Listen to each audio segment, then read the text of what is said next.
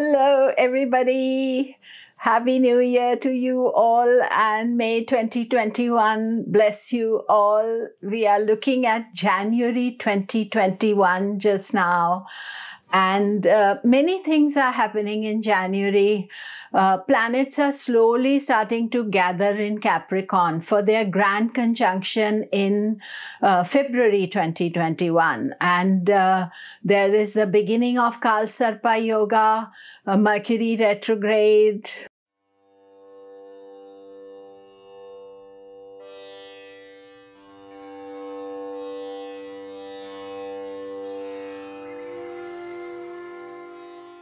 Hello, I'm Komilla Sutton. We are talking about planetary news of 2021. So do remember to subscribe, press the bell notification. I need your help to get me across to 30,000 subscribers. So please subscribe and I will appreciate that a lot. And also remember that my conference on Rahu Ketu is from 21st to 24th of January 2021. It's global, online. The details are below. So let us explore 2021.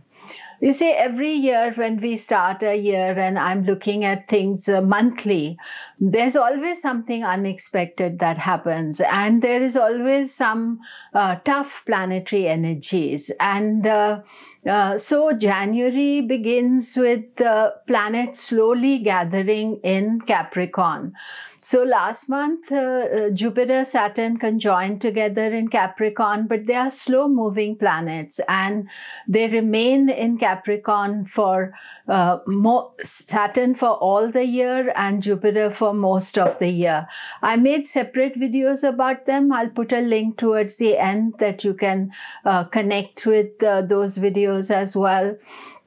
And so what is going to happen is that all these planets that are coming slowly into Capricorn, starting with Mercury on the 3rd, Mercury will have a long stay in Capricorn. It will retrograde and then come back to Capricorn again and then be ready for the conjunction in February.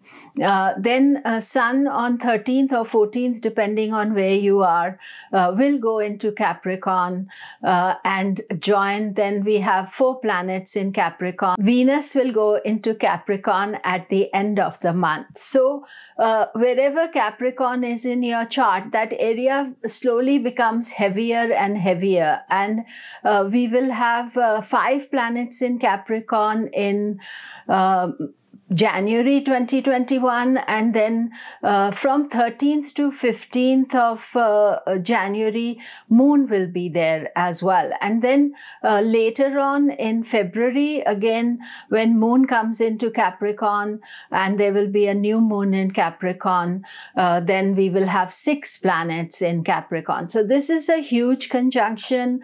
In 1962, a number of planets, I think 7 planets were there in Capricorn. This is slightly less, 6 planets plus Rahu Ketu are not there. So Rahu Ketu are in separate sign and Mars is out of this conjunction. So we are just getting ready for the conjunction in January. The conjunction is not there. However, Capricorn becomes a very key area of the chart. The second most important aspect of January is the start of the Kal Sarpa Yoga. As I explained to you earlier, then when Jupiter, Saturn are one side of Rahu Ketu, then it is easy for Kal Sarpa to form because the faster moving planets come the other side and the Kal Sarpa intermittently happens. Kal Sarpa in January is 10th to 25th of January. And the whole Kal Sarpa period will last from 10th of January to 28th of March when Mars breaks the Kal Sarpa. So overall, the Kal Sarpa is between Taurus and Scorpio. All the planets are hemmed in between them. It has more political global impact. There is a destabilization, unsettled energy. Our own interest in the Kal Sarpa is that we don't want to unsettle ourselves. So we are being very conscious not to make choices or create situations for ourselves that destabilize ourselves. To be careful around this time. It's more like a global energy. So you'll see countries or political energies that are more destabilized. But on our personal level, as I said, we are trying to keep balance in our lives. The third important transit is Mercury retrograde. Mercury actually goes into Capricorn 3rd, 4th of January. It will go into Aquarius towards the end of the month, and then 30th of January it retrograde back out of Aquarius, comes back into Capricorn in February. I'll make a separate video of it, and this is something we need to watch out for. Retrogrades always, they happen 3 times a year. So whenever a retrograde is happening, communication, unexpected events, you say something, people hear something else. So it's such a regular event that all of us have to be prepared for it and be ready to have some kind of disturbance. It is not a huge energy, but it is one to watch out for. And every time it happens, then we are being extra cautious about it. So overall, I would say that the main thing is that Capricorn is becoming heavier and heavier with all the gathering of the planets. And also the fact is this, that we had the big Jupiter Saturn conjunction on 21st of December 2020. And these planets are kind of confirming events and issues that came out of it. And after they conjoin with Saturn, conjoin with Jupiter, move away in February, we will see some lightening of our world situation as well. However, one of the best things you can do with the Capricorn planets is to organize yourself. Have a project, do that. Saturn and Capricorn both like you to be more organized, disciplined, and do the unpleasant jobs that you've left undone and sort things out. And that will be the best way to deal with this transit.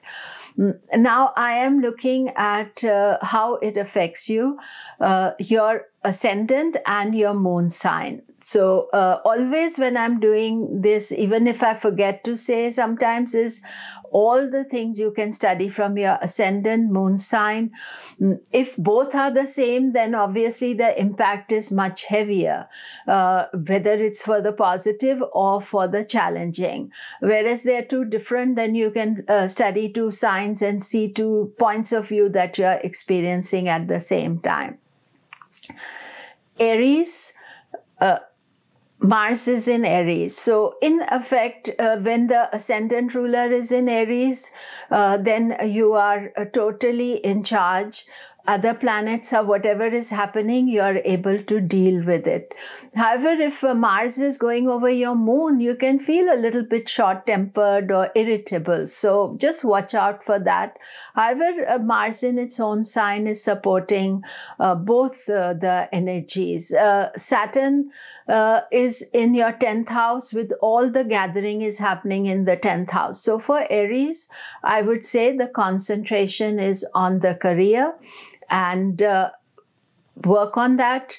Opportunities are there, and at the same time, watch out for Mercury retrograde. It's irritable for you, but you are very much in charge in January. Taurus, Venus is in Sagittarius to start the month. Sun is in Sagittarius, and those are the 8th house. So there is some unsettled restlessness going on that you can feel. And then Sun goes on 13th, 14th into Capricorn. Venus will also go into Capricorn on 27th. This is your 9th house. Study, knowledge, advise.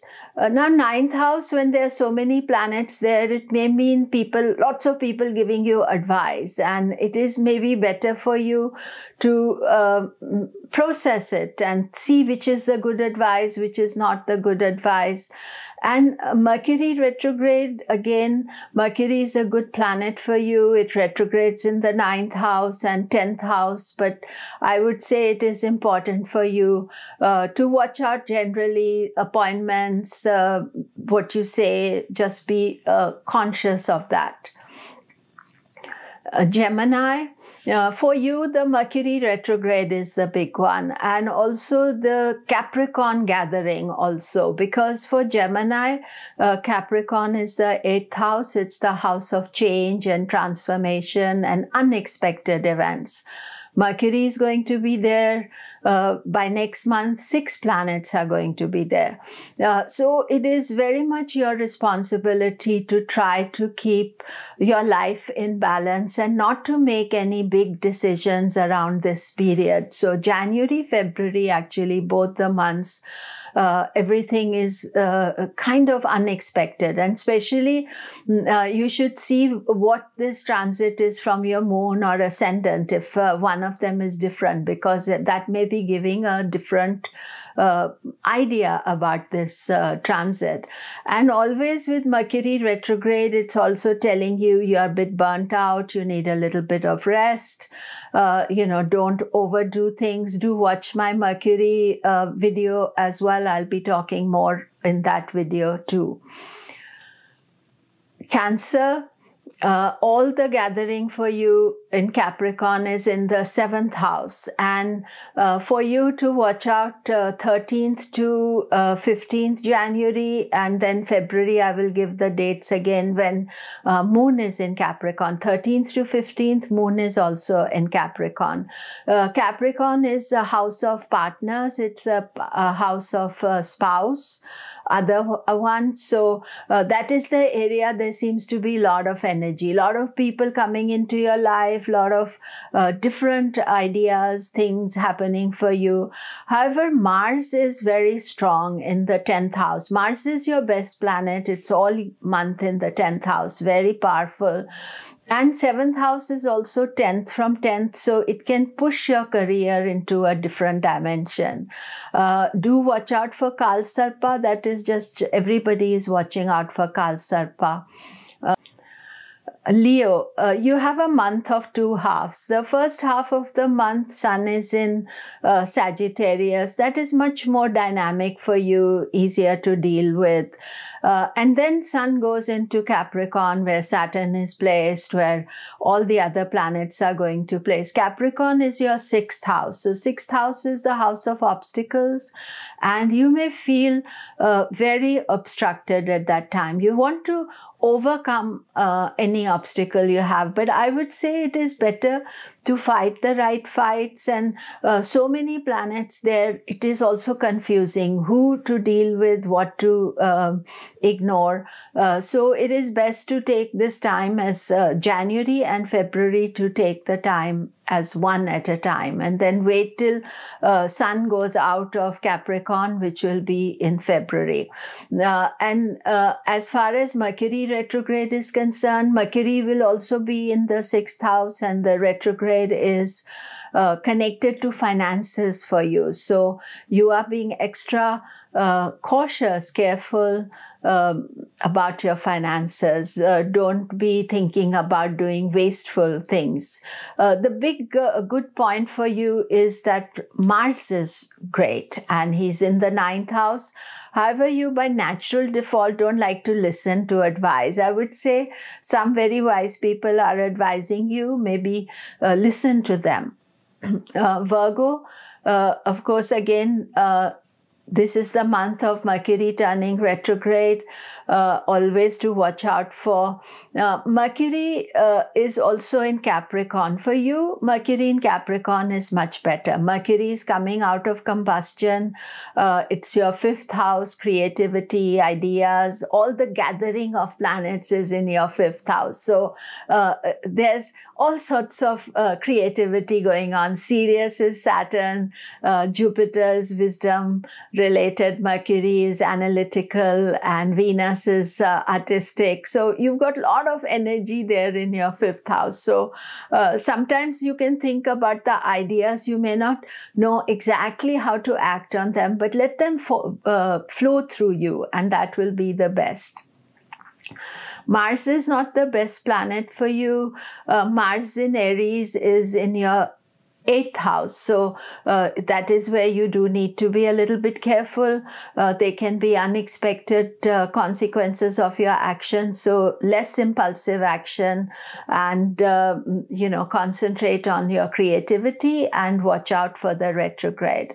Libra, Capricorn is your 4th house, so the gathering slowly, all the planets are going into the 4th house. But as we start the month, Venus is Gandanta, and it will move on 4th to Sagittarius. It is not as yet gone into Capricorn. So most of the month, Venus is in Sagittarius, which is your 3rd house of action, of decisions to be made, and what to do. So Venus is quite okay. It is out of Ketu's influence. It is out of Gandanta.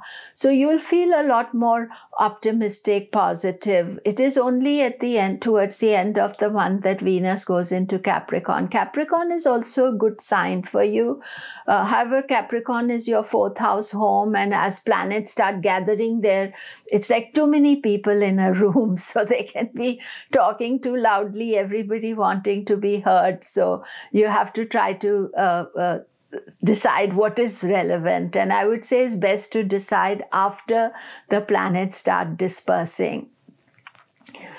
Scorpio, Mars, your ruling planet, is strong. It is in the 6th house. That means you can overcome any opposition, obstacles. You feel very empowered.